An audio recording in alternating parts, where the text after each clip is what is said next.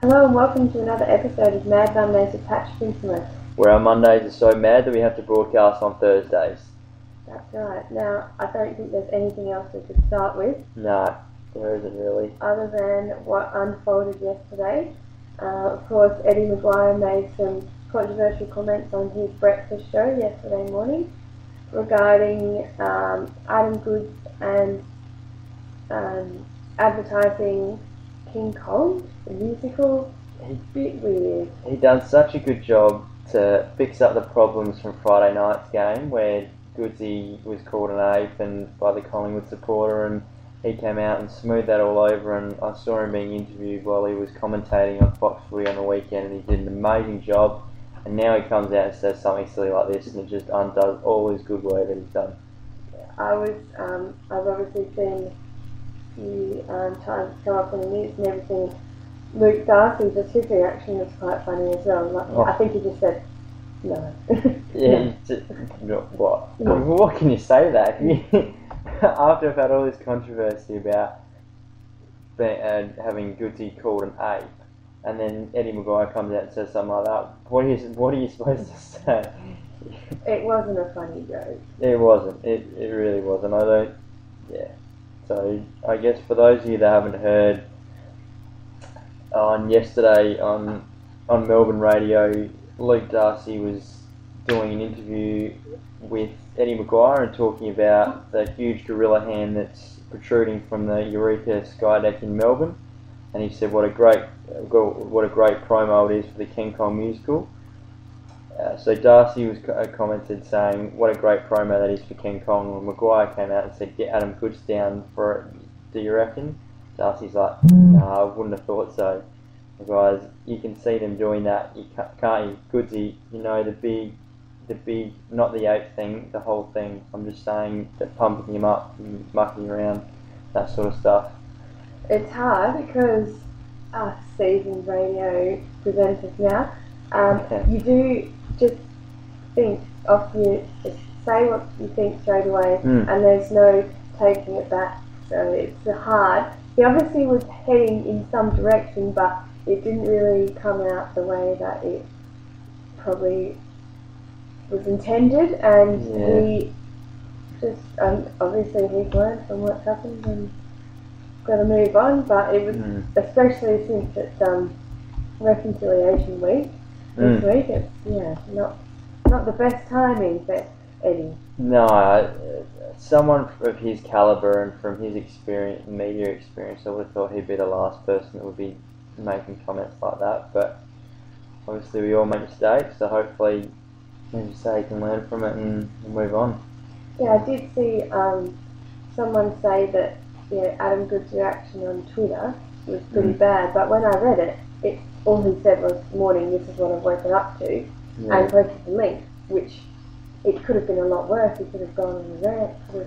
Well, that's it. I think Adam Goods is smarter than that. I reckon I think he's been around for long enough now, and again, after all the controversy from the weekend, I think he's learnt that to sort of keep his head down and make sure he doesn't say anything stupid, because the last thing it needs is for him to come out and start firing shots back at Eddie, and I don't think that's entirely necessary, and he knows that Eddie just made a mistake and move on.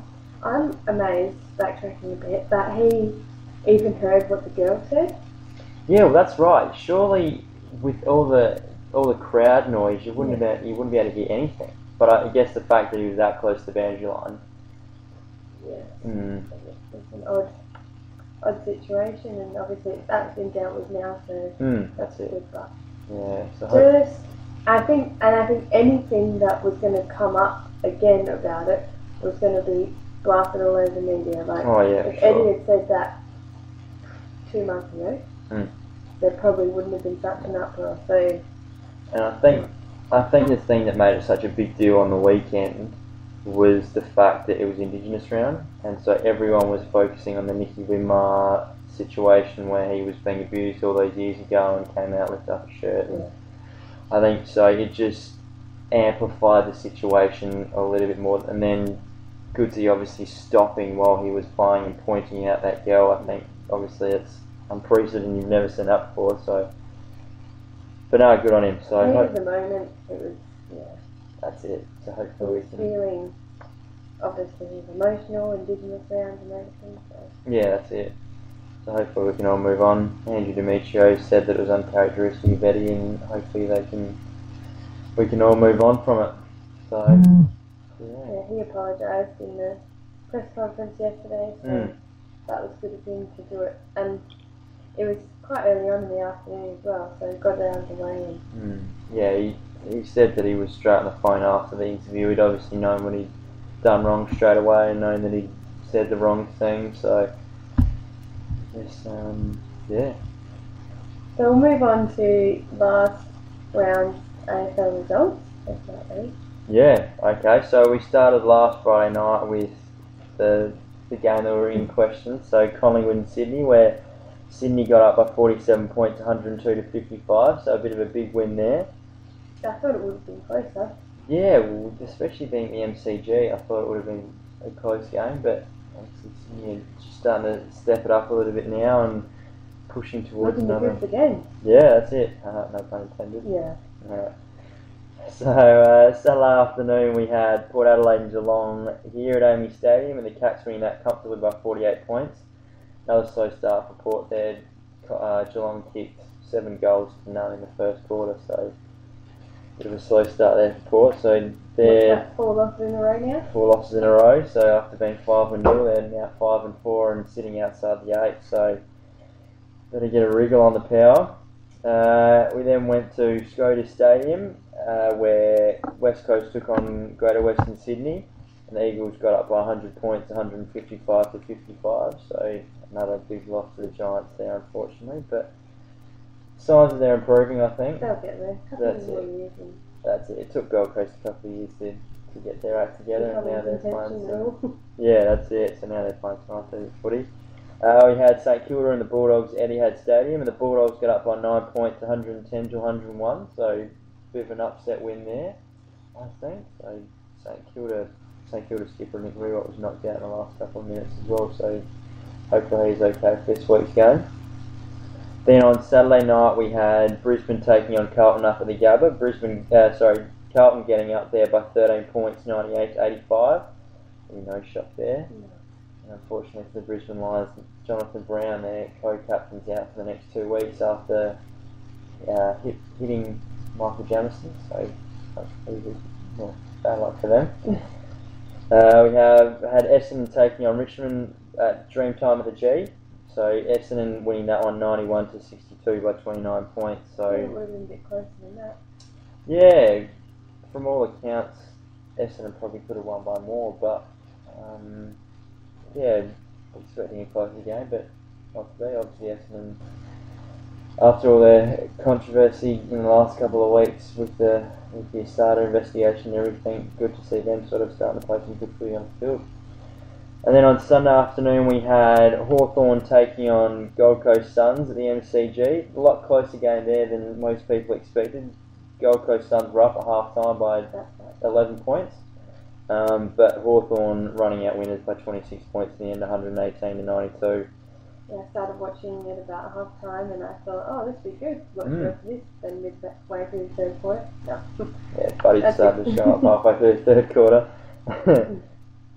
Then we had an absolute thriller at Etihad Stadium between the Crows and the Kangaroos. The Crows getting up by 1 point, 125 to 124, with Jared Petrenko kicking the winning goal with 16 seconds to go. So it was a very tight game, and it was a great result in the end. Well, for the Crows. Thanks to Foxtel, I got to watch the whole game, so that was nail biting, and obviously some more controversial comments. I suppose not controversial, but Cameron Lee, about 10 minutes ago in the last quarter, said, I think one of the commentators from up top said, how should North Melbourne play the rest of the game, or what should they do to keep this momentum? He happened to say also. I was going to say that this is when they were up by 20 odd points, I think, at that stage, yeah.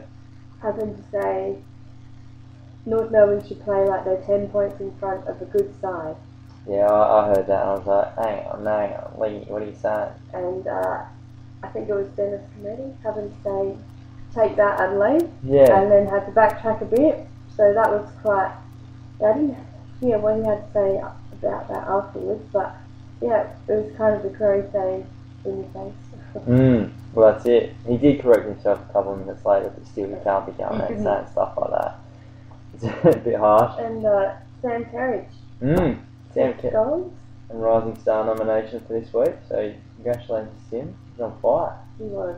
24 touches, 6 goals, couple of marks, couple of tackles. And so. he was I reckon he was the second to last goal to put in. Yep. A couple of goals in the last quarter. Yeah. We also have some controversy about the bump coming back in this game. That's right, yes. Kangaroos Jack Zee will receive 3 weeks for his bump on Jared Lyons. No. I can understand why. He had a bad record. He got done for 6 weeks, 6 games last year for a similar kind of incident, and so he had 60 carryover points, and then so he would have only had a 2-match ban. But the fact that he left the ground as well when he went to bump, he went to smother, and then I don't know. It's harsh, but I think from the footage, it didn't look. I don't think it looked as bad as it was. So, and the fact seems to be the theme of the season. So, well, that's it. We've got to keep consistent. And the fact the Lions got straight up as well.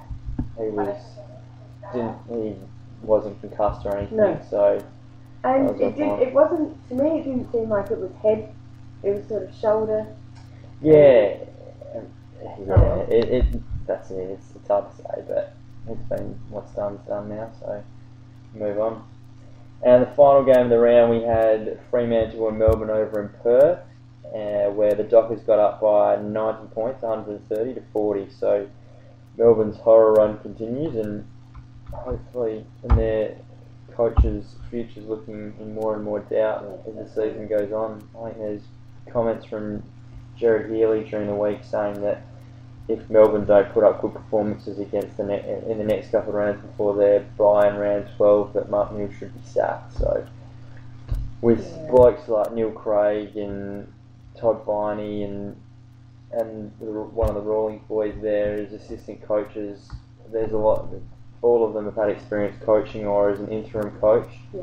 So there's plenty of coaching options there if they do decide to sack him. But I don't think sacking your coach halfway through the season is going to answer any problems. No, obviously the playing group as well is having issues, so that's got to be dealt with, and it's not just the coach, but hopefully they can improve and have a better season next year. That's it, exactly right. And so, what do we have this week? Yes, we've got Friday night, tomorrow night, Brisbane and Collingwood at the Gabba. Yeah, I hope Brisbane get up, but obviously if Jonathan Brown out, can be new struggle. It makes it hard. Him and Leuenberger, they're big ruckman. Dislocated thumb, so he's had trouble getting that back into place, so unfortunately he's got to miss this week. 3 to 4 weeks on the sidelines, I think, so bad luck for him. We've got Carlton versus GWS at Etihad. Carlton, Yeah, unfortunately. At Amy Stadium on Saturday afternoon, we've got Crows and Fremantle. That'll be a really good game, Close I think. game. After last week, I'd say the Crows, but before last round, I'd have to say Fremantle. So it'll be a good draw. Home game advantage, I think, and the Crows won the last 3 against Fremantle, so a pretty good recent record, so the Crows might tip on it. Swans versus Essendon at the SCG. Sydney. Corker of a game, but Sydney. Geelong and Gold Coast over at Steele Stadium. It's a night game. I don't think they've played many night games at Steele Stadium before. I think one of their first ones, so that'll be interesting to see. Western Bulldogs and Port at TIO Stadium. In Darwin. Right. So it's going to be nice and warm. Both teams have been training in their warm rooms to sort of acclimatise themselves. I think without much confidence, I'm going to have to pick Port. Yeah. I think. Bulldogs played. It'll be scrappy. It will. Bulldogs played really well last week against St Kilda from all accounts, but I think Port really need a win. 4 losses on the trot. I think they'll get up just. I think I might have to disagree with you on that one. Bulldogs, but oh well, we'll wait and see. Melbourne versus Hawthorn at the MCG. Oh, poor Melbourne. That's going to be another striking game for Melbourne, I think, unfortunately. North Melbourne and St Kilda at Etihad on Sunday afternoon. Oh, I really want North Melbourne to win. They deserve a win. It's been tough, so hopefully they get up. I hate North Melbourne. 4 losses under a goal. Yeah. In 9 rounds. It's got to be frustrating. And then to finish off, we've got West Coast versus Richmond over at Patterson Stadium. On a Monday night too. Yeah, Monday afternoon, 5:40. So that's about 7 o'clock here. Yeah. So that'll be a good game too. West Coast. Yeah, West Coast. Yeah. It's a good game though. Richmond are in some good form, but West Coast. Oh, also injury news. Mhm. Sam Reid from Sydney out for the season. Season? Yeah, I think. Oh. No, maybe not. Ankle injury. Wait. But Lee Hayes has again suffered another calf injury, and he'll be sidelined for 2 to 3 weeks. I'll take a trip that bloke. No. And Trent Cotchin, I'm just moving on because I don't know about that. Trent Cotchin has signed a new contract to stay at Richmond until at least 2015. And also, while in contract talks, Joe Watson signed a 4-year deal. Sorry, don't know whether I just stole that from you. No. Alright. Yeah, so probably going to make him a one club player now. So with the Watson name being Essendon for over nearly a quarter of a decade now, apparently. Reading an article from Joe's point of view this morning, so congratulations to him and Trent Cotchin, I guess. Yeah, so it's good for Essendon. He's been really good this season. He pretty much got them up on Saturday night against Richmond, played a really good game. So I take that back, sorry. At least 2 matches he'll miss, but it could, they're not 100% sure when he returns Sam Reid, so sorry about that. Is it ankle? Quad. So I should have just not talked about that. Never mind. No, that's right. There was someone else with an ankle injury and I cannot remember who it was. Never mind, we'll move on. What are we going to talk about next? Tennis, I think. Yes. Tennis. Big tournament over in France at the moment at Roland Garros. Yes. So always exciting on the Grand Slam. So some second round matches have been played with the men's side of the draw: Monfils, Robredo, Seppi, Almagro, Ranich, Anderson, Lopez, Ferrer, Solner, Chardy, Trophy, Simon, Query, Beneteau and Federer, all making it through to the 3rd round. Oh, that's some interesting names in that bunch. Yeah, some big names. Unfortunately, after a big win against Ranek Stepanek in the 1st round, young Aussie Nick Kyrgios was unable to beat Marian Cilic in the 2nd round.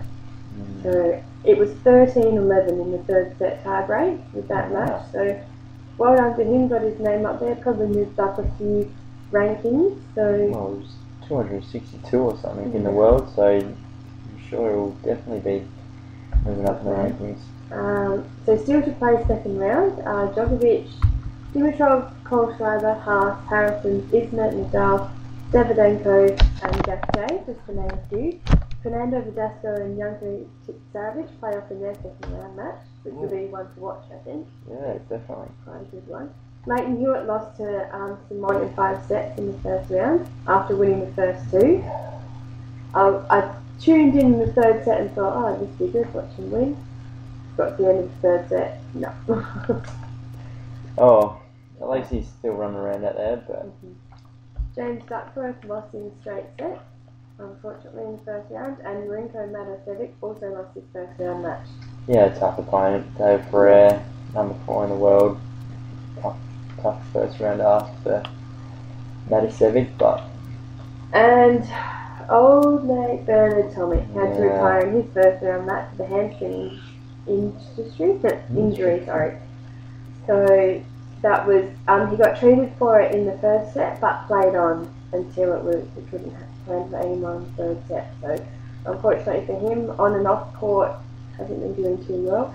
And his father was banned from attending the tournament altogether. Yeah.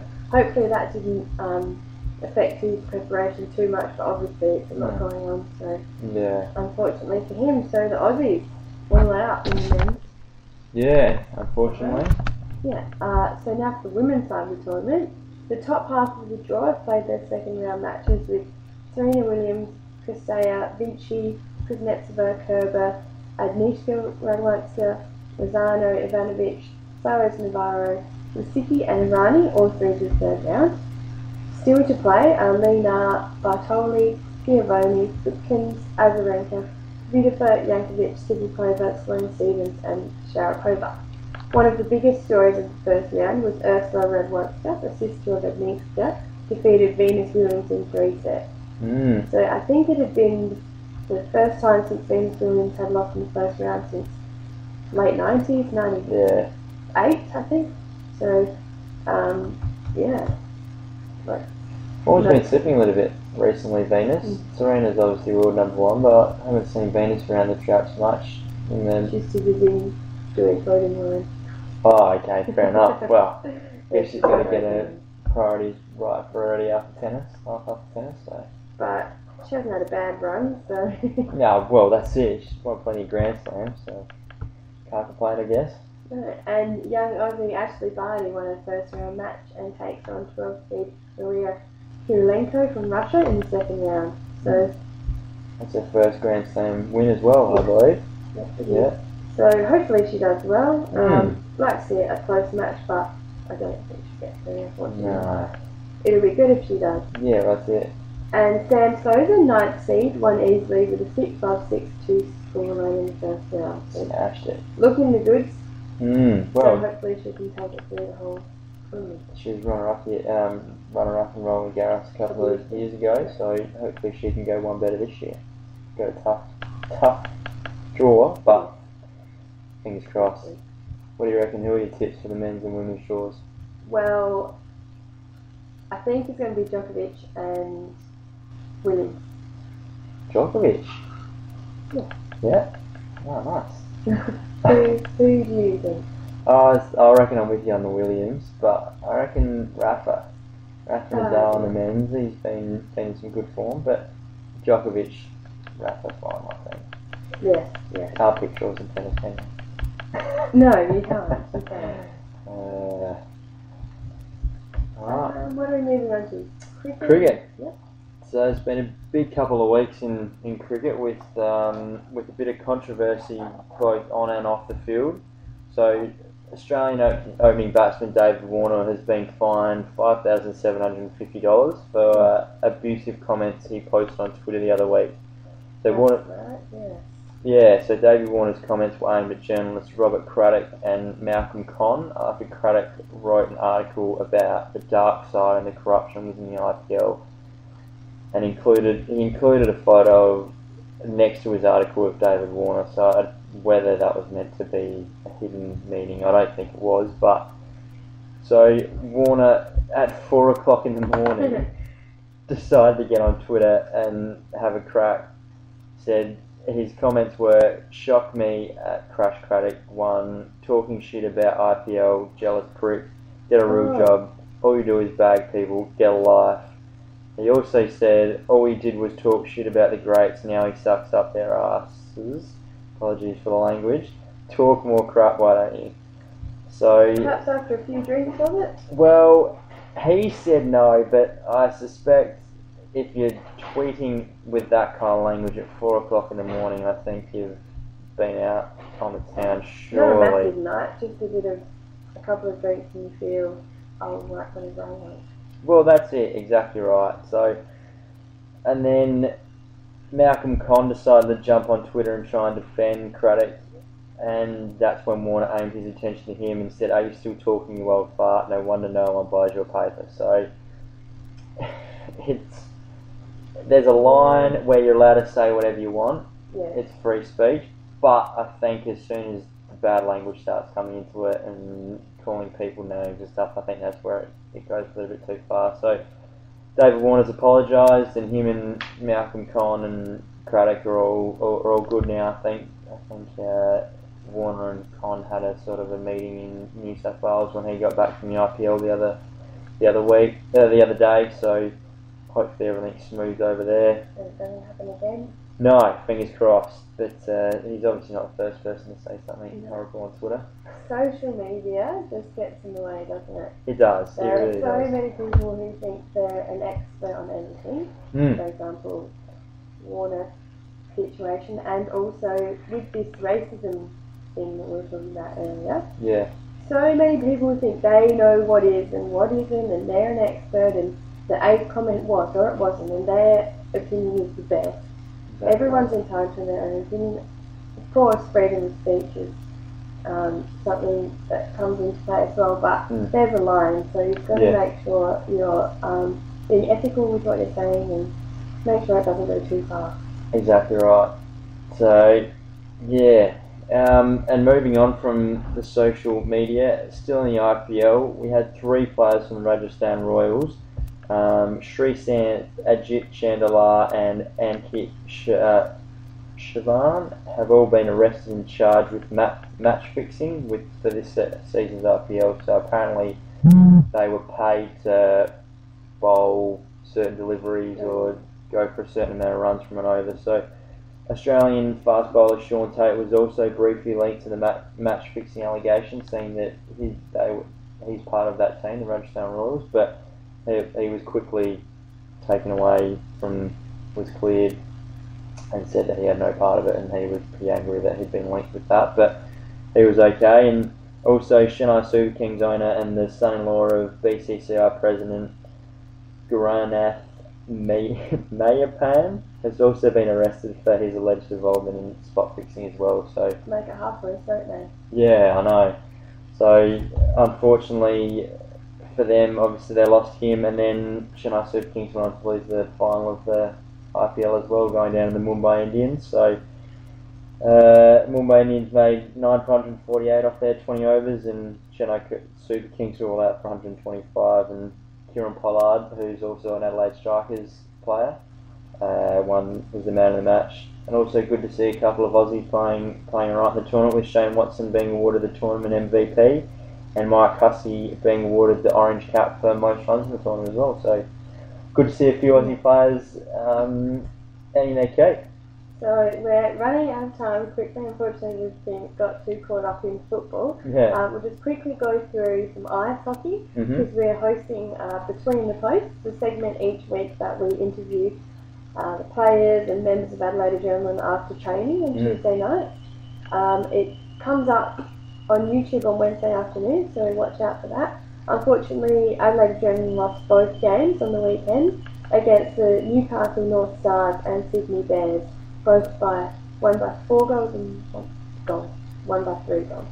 So this week it's big games against Sydney Bears, both at home at the Adelaide Ice Arena, first home games for the season, so one on Saturday and one on Sunday. So look up the times and make sure you get down there, support the boys. Yeah, that's it. First home game of the season. They've played the first half of the season on the road, so it'd be good to get a big crowd down there and cheer them on. Hope they can learn from their mistakes last week and get up. So.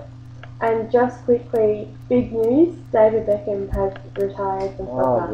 Yeah. After 115 international games for England and 20 years playing soccer with Manchester United, Real Madrid, LA Galaxy, AC Milan, and a couple of other teams, he's done alright. And 6 English Premier League titles with Manchester United, so he's definitely one of the greats of the game, and I'm sure he'll be sorely missed.